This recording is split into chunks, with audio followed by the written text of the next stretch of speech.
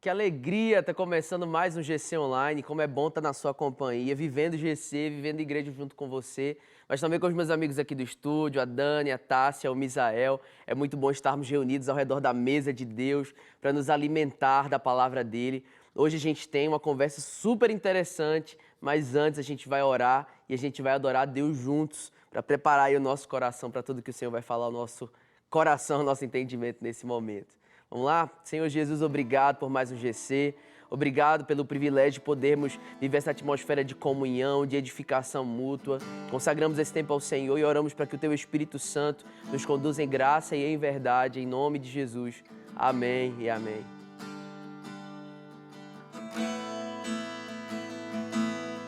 Os santos e os anjos se prostram aos teus pés. Os anciãos rendem suas coroas ao Cordeiro e a Ele cantam: Tu és digno de tudo. Tu és digno de tudo, pois tudo vem de ti e tudo é para ti. Tua é a glória.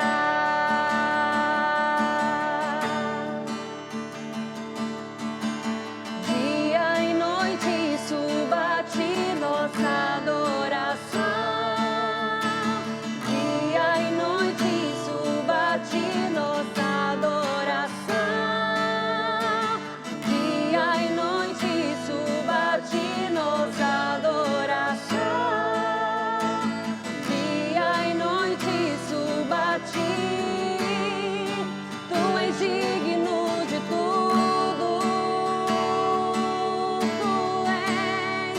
Tu és digno de tudo, pois tudo vem de ti e tudo é para ti. Tua é a glória. Amém, glória a Deus, nosso Deus é digno de tudo, de todas as coisas.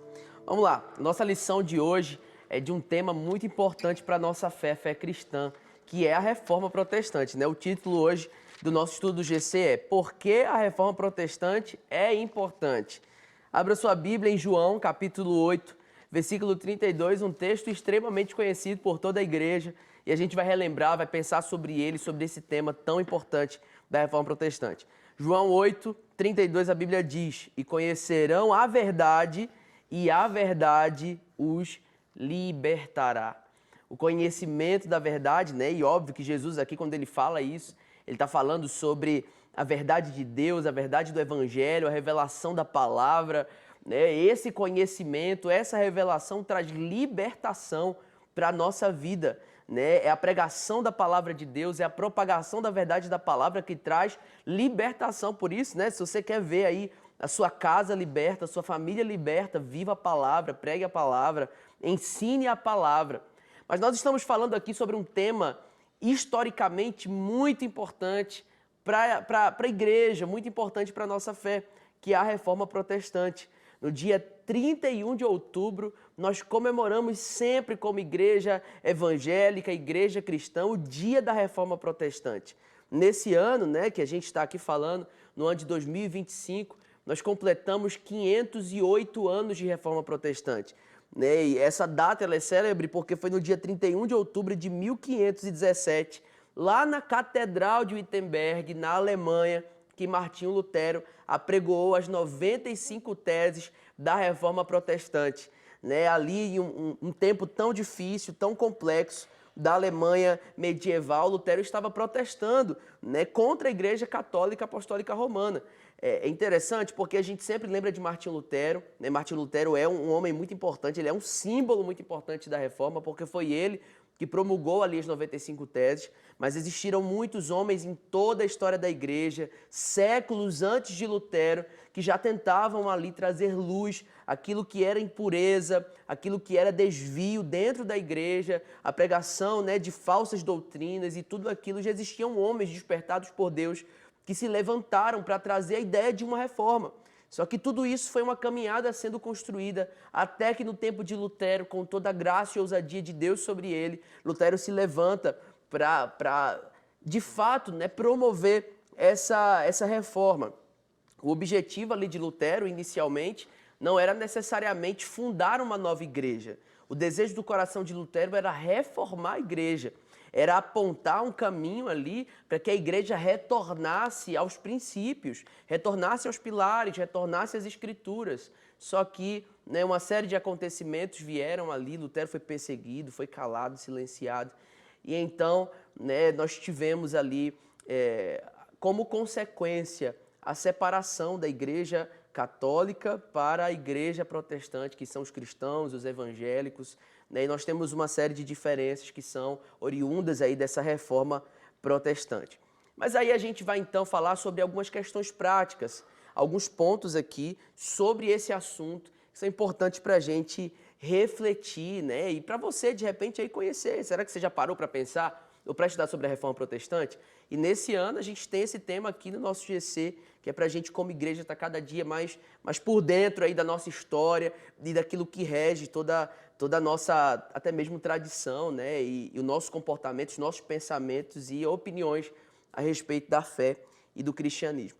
E a primeira, né, o primeiro tópico aqui da nossa lição, o primeiro questionamento é, na verdade, né, qual foi o principal questionamento da reforma? Qual foi o principal questionamento da reforma protestante? E aí, meus amigos?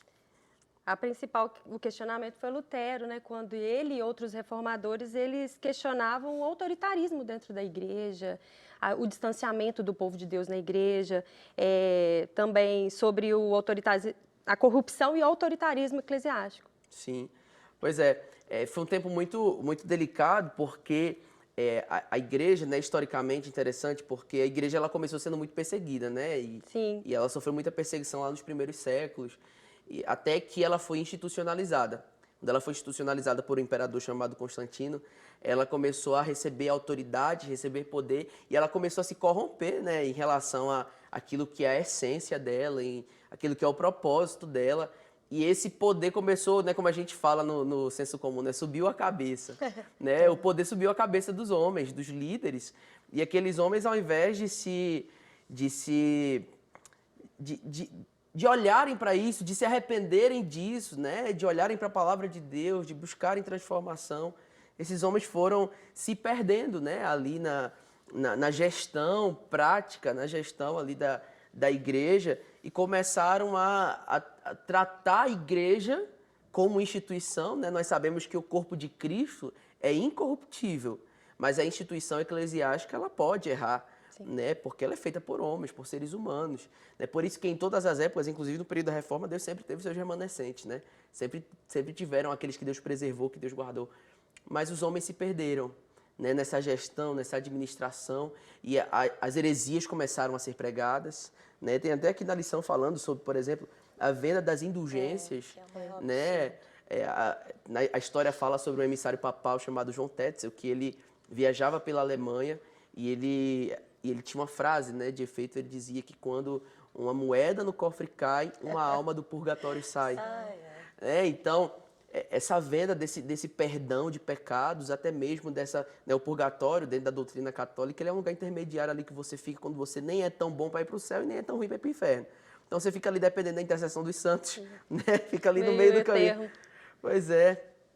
E dependendo da intercessão dos santos, para você ser promovido ao céu, você é rebaixado ao inferno. Realmente, assim, subiu a cabeça o poder, né? Quando juntou o Estado e a igreja, e aí a igreja ela experimentou desse poder de realmente, assim, ter autoridade, né? Por exemplo, um rei não fazia nada sem o Papa ir lá dar a bênção dele.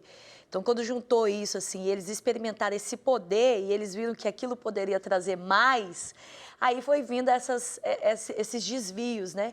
Realmente o poder subiu para a cabeça e eles começaram a impor as regras humanas, regras que foram deixando a igreja mais, né, a igreja católica romana mais e mais rentável, né? Então, Sim. foram adquirindo muitos bens, foram adquirindo muitos territórios e muitos tesouros, e aquilo foi trazendo uma riqueza que se vê até hoje, né? Exatamente. E além disso ainda, eles tinham um pensamento, né, a gente até pode abordar um pouquinho sobre isso, que a igreja era mediadora entre Deus e os homens, não Cristo Jesus. E o que a gente aprende nas Escrituras que é Jesus, nosso intercessor, né, Tássia? Sim. É por aí. Então, a gente olha para a Reforma Protestante e a gente vê aí esses questionamentos sendo trazidos à tona para a gente pensar, e né, até um lema da Reforma Protestante, que uma igreja reformada ela está sempre se reformando, né, para a gente sempre estar voltando aos fundamentos das Escrituras. Mas além, né, de questionamentos, ela traz ensinos para a gente. É a segunda pergunta aqui da nossa lição. Qual o principal ensino da Reforma? Nós temos aí 5 pilares, na verdade, né? Nós temos as Escrituras, a gente tem Cristo, a graça, a fé e a glória. Na verdade, esses 5 pilares, eles trazem Cristo de novo para a centralidade dele, da centralidade da criação, da centralidade da igreja. E é onde nós precisamos fundamentar a nossa fé. Mas, dando uma rápida definição a respeito de cada uma desses 5 pilares, o primeiro, a respeito da Escritura, a Bíblia é a única autoridade final e infalível à fé e prática cristã. A Escritura é considerada revelação especial e suficiente de Deus. Então, se estão pregando algum tipo de doutrina que foge das Escrituras ou invalidando a eficácia, a importância ou a verdade das Escrituras, precisa, então, de haver uma reforma. Então, a respeito também de Cristo, Jesus Cristo é o único mediador entre Deus e os homens. A salvação só é possível através de seus méritos e sacrifício. Não existe, como lá no Antigo Testamento a gente tinha a expiação pelos pecados do povo uma vez por ano. O sumo sacerdote ele entrava ali no Santo dos Santos e queimava um sacrifício. Na verdade, a glória de Deus vinha e consumia aquele sacrifício, o pecado do povo era perdoado. A respeito da graça, a salvação é um dom gratuito e merecido de Deus, concedido pela sua graça. Não se obtém a salvação por outros méritos humanos. Então, se estão pregando por aí que se você contribuir de alguma forma com as suas obras para a salvação, isso é heresia. A salvação é um dom gratuito e merecido de Deus, concedido somente pela graça. Somente a fé, a salvação é recebida somente pela fé em Cristo Jesus, não em outro Deus ou em outra doutrina. A fé é a resposta humana, a graça de Deus para receber o perdão e a vida eterna. E por último, a glória de Deus. Toda a glória pela salvação pertence unicamente a Deus. O objetivo final é honrar a Deus em todas as coisas, pois Ele é o autor e consumador da salvação. Então, os 5 pilares da Reforma Protestante é um chamamento à igreja a uma reforma para entender e colocar novamente o Senhor como o centro de todas as coisas, o centro da nossa fé, o centro da nossa vida, o centro do nosso cotidiano, o centro de tudo aquilo que a gente faz. E se algum tipo de ensino está quebrando um desses princípios, é heresia e precisa de novo de uma reforma. É verdade que a gente vive tempos onde muitos lugares aí estão precisando de uma reforma, né? Sim. Não é verdade? Mas se nós fundamentarmos a nossa fé nesses 5 pilares, então a gente vai viver na centralidade do Evangelho de Cristo. Amém. É interessante porque quando a gente olha para esses 5 pilares, a gente vê uma questão de suficiência, né? Sim. No latim aqui, e traduzindo para o português, são muitos somente, né? É somente ou só a Escritura, somente Cristo, somente a graça, somente a fé e somente a Deus a glória. Não existe outro meio. Justamente. Então, acho que é um resgate, né? Isso representa um resgate da igreja a questões essenciais. Né? Nós sabemos que denominacionalmente, institucionalmente, né, o protestantismo trouxe essa diversidade de culturas eclesiásticas, né? Muitas igrejas com culturas diferentes. mas existem questões que são somente, que são solas, que são suficientes e que são inegociáveis. E esses 5 pontos aqui, né, essas 5 solas da Reforma Protestante, são pontos inegociáveis da nossa fé. Nós não podemos negociar isso, né, por nenhuma divergência ou diferença teológica, eclesiástica, é somente, né, é suficiente. Isso fala tanto nesse quesito, né, de relação entre opiniões divergentes, mas também em relação à nossa fé particular. Sim. Né? Nós precisamos entender que é somente pela graça que nós somos salvos. Nós precisamos entender que é somente o sacrifício de Cristo que é suficiente para a nossa salvação, que é completo, que é pleno, que é perfeito. Nós precisamos entender que é somente a Escritura, que é a voz de Deus, assim, a referência, a nossa única regra de fé e prática. É somente, né? Que é somente a Deus a glória, que somente Deus é digno de toda a glória. Então a gente precisa ter esse entendimento, né? Que isso resgata de fato um caminho consistente para a nossa fé, um caminho assertivo, diretivo, claro, né, para a nossa fé. Isso nós me andarmos de lembrou, acordo com isso. Isso me lembrou bem aquela lição que a gente falou a respeito de seitas, né?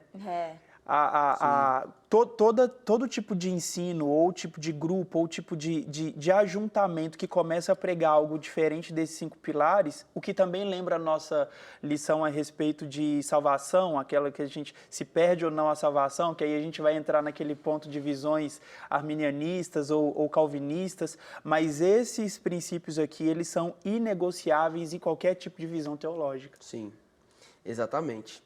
Então, glória a Deus por essa reforma, né? Que Glória a Deus. nos ajudou e continua nos ajudando a andar na linha. Mas a gente tem mais uma pergunta aqui. Quais foram as contribuições da Reforma Protestante? Gente, isso aqui é o máximo, né? Primeiro aí, o que a gente está falando desde o começo é o retorno à Escritura. É o retorno à Bíblia como sendo assim, a única autoridade de prática, de fé. Ela é aquilo que rege a nossa religião. É cristã e é tudo baseado na palavra de Deus. Então, esse retorno à palavra de Deus, né? Porque a Bíblia ela foi tirada do povo. Ela foi tirada, então as pessoas não tinham acesso à palavra, então aquilo ficava guardado e só as autoridades tinham acesso, mas aí eles começaram a falar aquilo que eles mesmos queriam, né? Segundo a cabeça, as ideias e as filosofias deles. E aí traz esse retorno para a Escritura. Só que o povo não sabia ler. Então, também traz a contribuição da educação, porque aí eles começaram a ensinar o povo a ler, a escrever, para que fosse possível o povo ter acesso à palavra de Deus. Então, esses reformadores, quando eles foram tendo a visão daquilo que era a luz, daquilo que era a verdade, que a Bíblia era o único manual de fé, de salvação, eles começaram a falar o quê? Isso tem que chegar ao povo. Tá, mas o povo é muito pobre, o povo é muito leigo, ele não sabe ler, ele não sabe... Então, vamos ensinar para eles. Então, começou a abrir escolas, dali foram abertas faculdades para que as pessoas pudessem realmente ter acesso à palavra e ao conhecimento, porque não é conhecereis a verdade vos libertará, o conhecimento traz libertação. E é muito interessante que houve contribuições também políticas, contribuições econômicas. Quando você vê a contribuição, por exemplo, política, é o desenvolvimento da democracia. Porque entrou o questionamento da estrutura hierárquica da igreja. Então, a igreja ela comandava tudo, ela regia tudo. Não, peraí.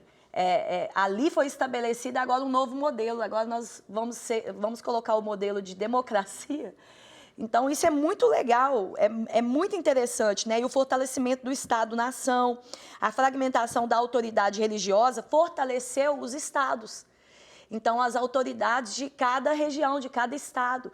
E tirou da mão da igreja, essa igreja totalmente desviada do propósito daquilo que é o reino de Deus, tirou das mãos dela essa autoridade maior e colocou... E aí veio trazendo a democracia, trazendo o estudo, né? Isso é muito bacana. E quando a gente fala também da liberdade religiosa, né? Que é algo que a gente sabe que o cristianismo é o único. A gente sabe que a Bíblia é a única. Mas nós não podemos imputar às pessoas de uma forma assim, não, você agora é obrigado. Quem convence é o Espírito Santo, é o único que pode convencer. Nós temos que trazer a verdade é a palavra.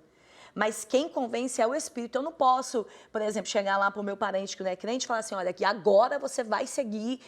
Não posso fazer isso. Então, a questão dessa reforma também trouxe às pessoas essa liberdade religiosa. Né? Nós entendemos que a Bíblia ela é suficiente, que Jesus é o único meio de salvação, pela graça nós somos salvos, por meio da fé. Isso não vem de nós, é dom de Deus, como a palavra fala, mas nós sabemos que nós não podemos imputar isso às pessoas, que esse convencimento vem do Senhor. Então foi uma reforma, né? Eu tenho certeza que Lutero não imaginava que aquilo ia acontecer, né? E nem os outros reformadores. Como você começou falando, né? Ele não queria criar novas religiões, ele queria que a igreja que ele estava, que ele era monge, que ele era ali participante, voltasse à palavra de Deus. É muito interessante quando você vê o filme do Lutero, né? Tem uns filmes mais antigos e tem uns mais novos. Mas quando você vê ele mesmo, ele entrou em crise, porque aquilo estava tão regimentado que ele começou a achar que talvez era Satanás que estava atingindo a mente dele, né? Que aquilo ali era uma coisa do inferno, e ele se autoflagelava, ele pegava, porque tinha essas coisas antigamente, né? Da pessoa ela ser, como que fala? Tem uma palavra para isso. Igual quando você ia lá no confessionário e falava assim, você precisa fazer isso, isso, isso. Então, como ele mesmo se martelava, as penitências, ele mesmo dava a ele. Mas era o sopro do Espírito falando ao coração dele. Era a iluminação da palavra, ele lendo a palavra. E quanto mais ele lia, aquilo ia iluminando a mente dele, ele falava, tá tudo errado, tá tudo errado, tá tudo errado. Só que esse é o que eu aprendi, esse é o que eu aprendi. Então, ele entrou em crise. Mas essa crise, né, dele e de tantos outros trouxe, gente, aquilo que nós conhecemos hoje como mundo. Né? O que nós conhecemos hoje não só na religião, mas se você for ver político, de Estado democrático, de escolas, de faculdades, isso tudo veio pelo questionamento de um homem a respeito daquilo que as Escrituras são. Né? Ela é a verdade, ela é o nosso manual, e isso trouxe uma reforma no mundo da forma que ele era. E chegou ao mundo da forma que ele é hoje. Isso é muito legal. Sim, interessante, porque a gente vê, então, esse conhecimento da verdade de Deus transformando toda a sociedade, transformando toda a cultura. Né? Acho que um resgate muito importante, né, que a reforma contribuiu para a gente ter foi justamente o entendimento de que é Cristo nosso mediador. Você tem acesso a Deus. A reforma protestante estava dizendo isso para as pessoas. Você tem acesso a Deus por meio de Cristo. Isso é um resgate porque isso não era uma verdade nova. Isso já estava lá nos evangelhos, lá no primeiro século. O véu do templo se rasgou quando Jesus morreu. Né? De alto a baixo a Bíblia fala, está consumado, pecados perdoados, acesso liberado a Deus. E isso, né, a reforma protestante chama de o sacerdócio de todos os crentes, ou o sacerdócio de todos os santos. Né? Antes, o povo precisava de um sacerdote para ir diante de Deus por eles. Hoje, agora, eu e você somos os próprios sacerdotes. Você não precisa de alguém, você não precisa de um líder, de um guia espiritual, ou até mesmo de um pastor para ir diante de Deus por você.